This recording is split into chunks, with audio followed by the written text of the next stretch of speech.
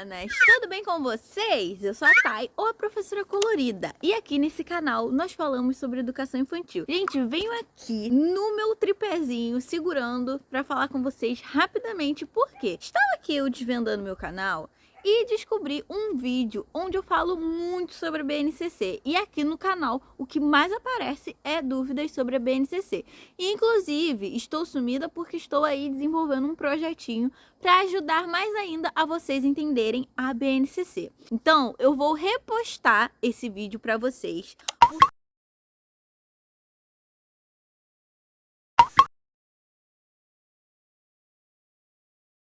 Porque pelo título do vídeo, às vezes outras professoras de outras turmas da educação infantil podem não se sentir tão atraídas. Mas o vídeo com certeza vai servir para você, professora de qualquer turma da educação infantil, que tem aí um pouco de dificuldade, que não está conseguindo entender a nossa temível e querida BNCC. Então, eu já me despeço por aqui. Eu espero muito que vocês gostem desse vídeo e que ajudem vocês de alguma forma, certo? Fiquem com Deus, curtam esse flashback pedagógico e tchau, tchau!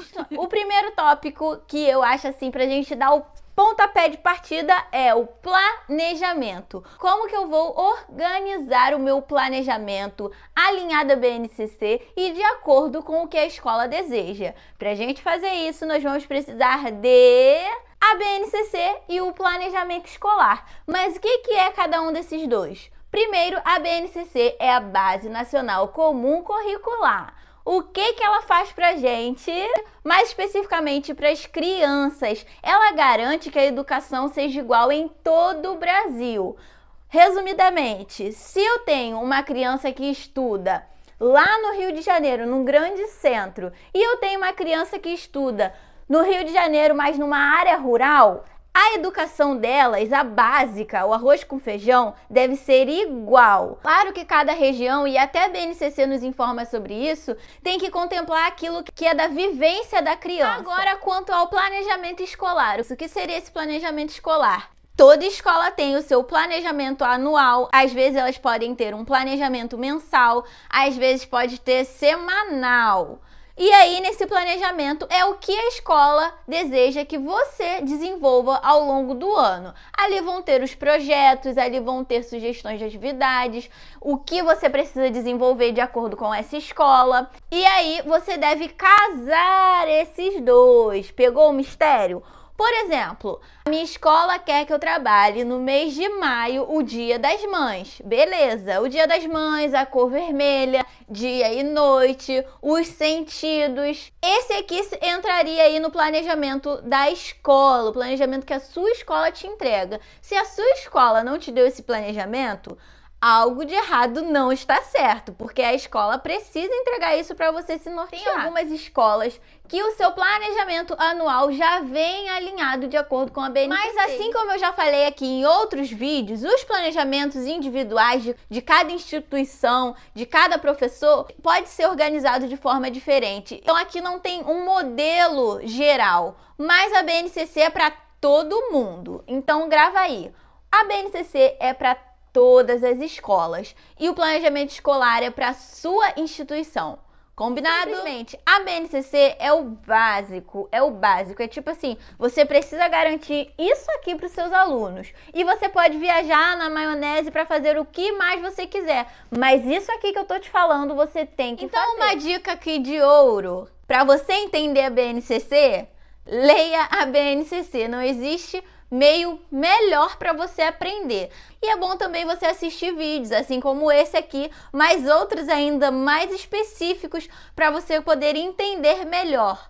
Às vezes também, se você desenhar, eu preciso muito visualizar. Então, às vezes eu preciso escrever, eu preciso às vezes fazer um gráfico para eu poder visualizar. Até um tempo atrás eu tinha um gráfico aqui da BNCC colado na minha frente para eu poder visualizar melhor ainda na hora de montar os planejamentos. Arrume um tempinho aí na sua rotina. Eu sei que nossa vida é corrida, principalmente para quem dá aula, para quem tem casa, para quem tem família para cuidar. Mas tire um tempinho para ler, para ouvir pessoas falando sobre a BNCC, que você vai ver que não é esse bicho todo aí que a gente às vezes pensa que é.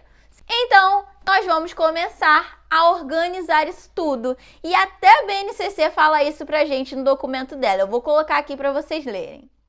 Agora, tudo que eu falar vai aparecer a página aqui de referência para vocês. O documento da BNCC vai nos falar sobre os eixos estruturantes das práticas pedagógicas da educação infantil, que são as interações e as brincadeiras.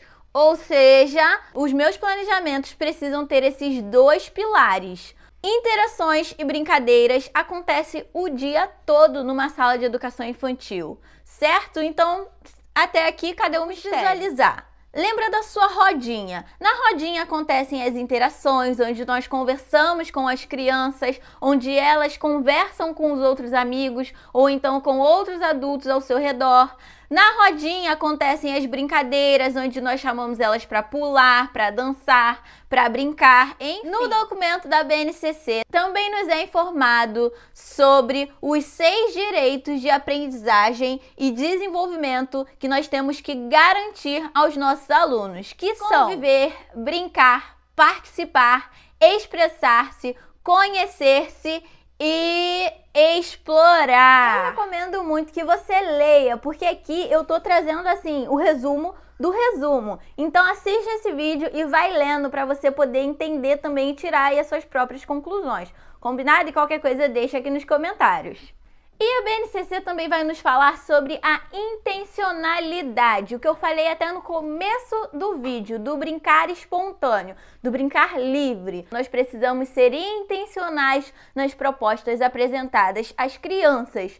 Eu posso deixar minhas crianças sim brincando no parquinho livre, porque nesse momento eu vou estar fazendo uma observação. Eu vou deixar as crianças brincarem livre com massinha, porque nesse momento elas vão estar criando, elas vão estar trabalhando as suas mãos.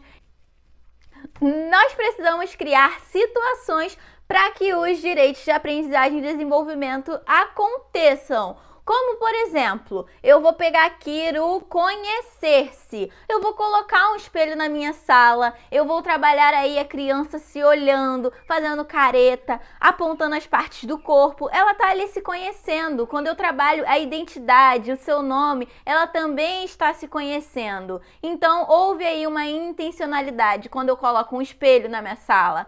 Quando eu coloco fotos da família, quando eu trabalho com o nome dela, por mais simples que pareça ser as atividades, deve haver uma intencionalidade. Por que que você está levando isso? Pausa aqui porque a memória do celular acabou. Essa é a BNCC. Já tá na nossa cabeça, já tá no nosso dia a dia, já está na nossa rotina. Só que ela traz isso organizado e às vezes nos parece muito distante. Mas se você for parar para observar, você vai sim conseguir enxergar cada ponto dela acontecendo na sua rotina. Depois a BNCC vai nos trazer os campos de experiências. Eles são 5 e eu já vou falar para você.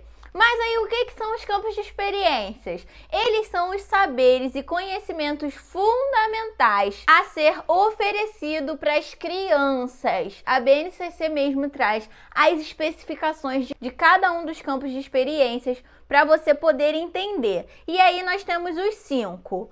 O eu, o outro e o nós, corpos, gestos e movimentos, traços, sons, cores e formas, escuta, fala, pensamento e imaginação, espaços, tempos, quantidades, relações e transformações. Agora vamos lá, aqui só para tirar um mistério. Eu tenho que trabalhar um campo por dia? Não, os campos se comunicam, eles estão entrelaçando. Os campos, às vezes você vai ter uma atividade que pode até trabalhar todos os campos de experiência. Então, não se agarre a botar a cada dia um campo de experiência.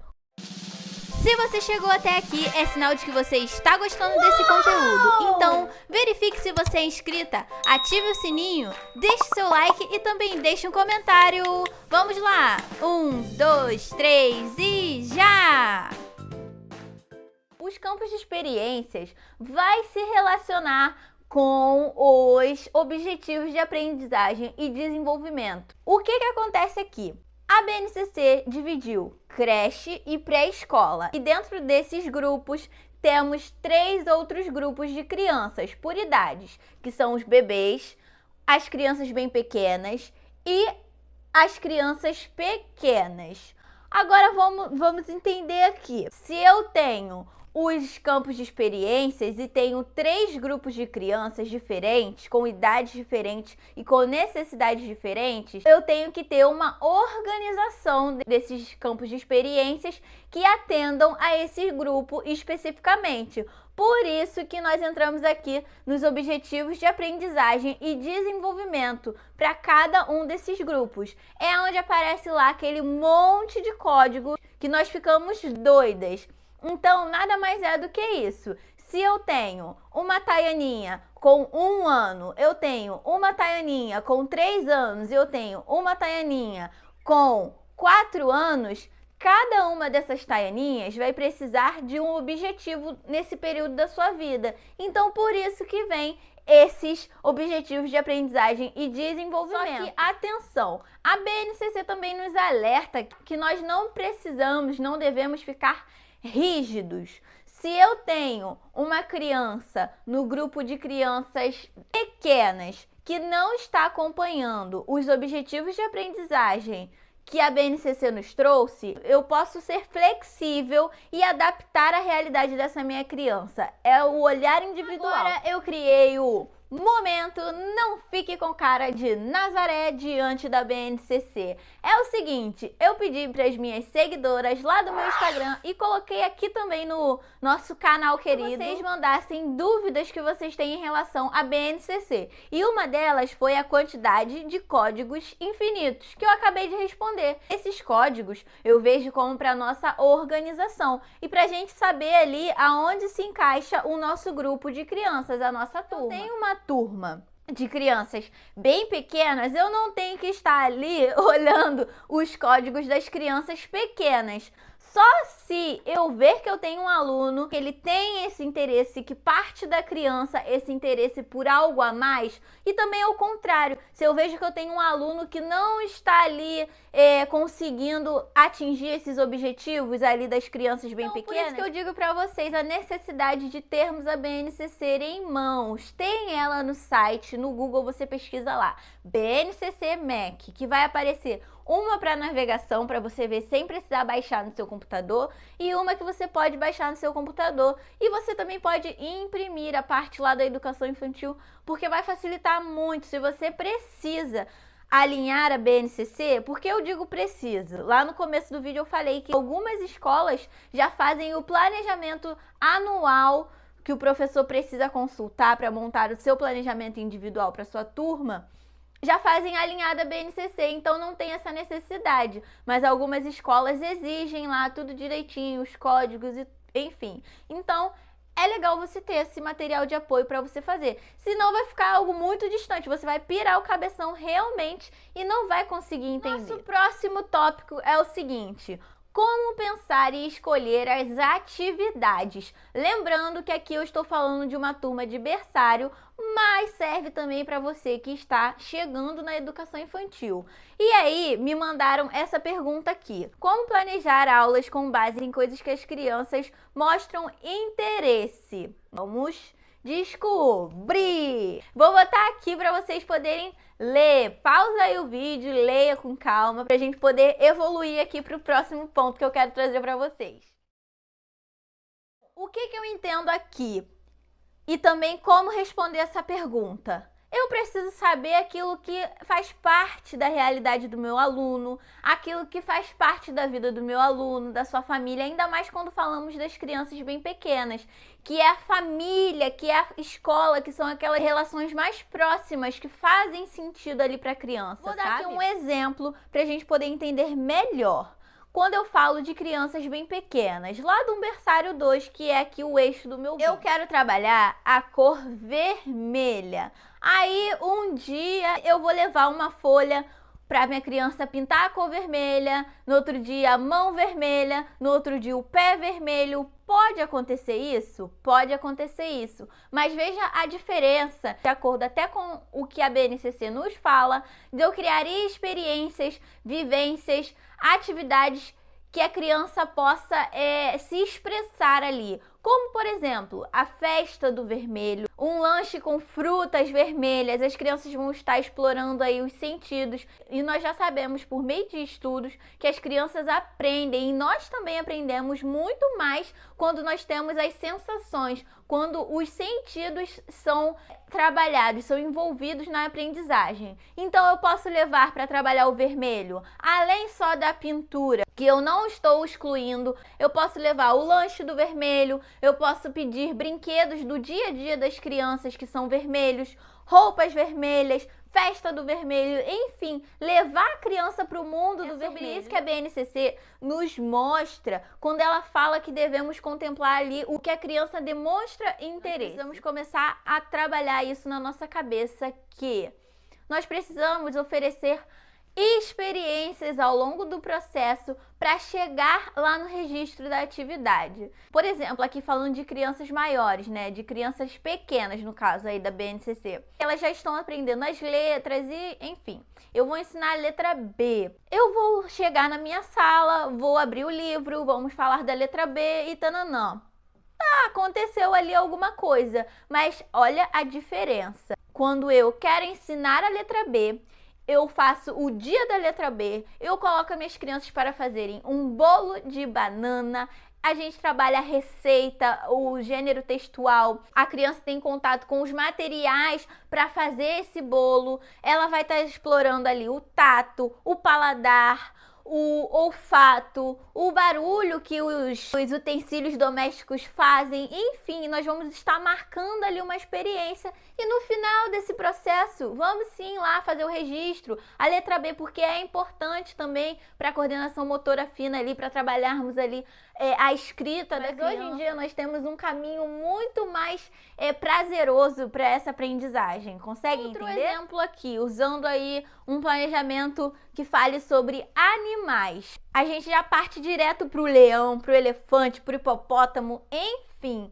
Por que não contemplar aqueles animais que estão no dia a dia das minhas crianças?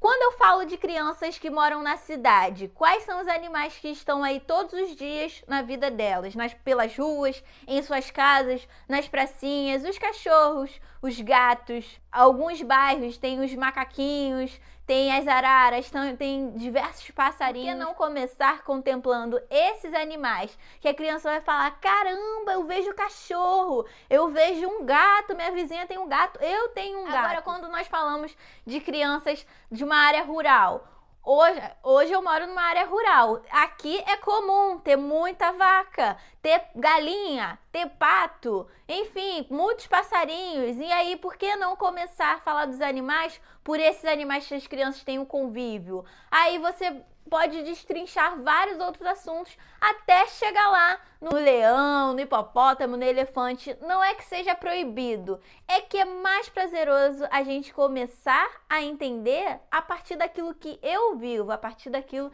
que está no meu dia a dia. Então eu devo sim levar o diferente para minha sala de aula, mas eu devo primeiro contemplar aquilo que faz parte da rotina, do dia a dia, da vivência, do contexto da criança. Uma dica para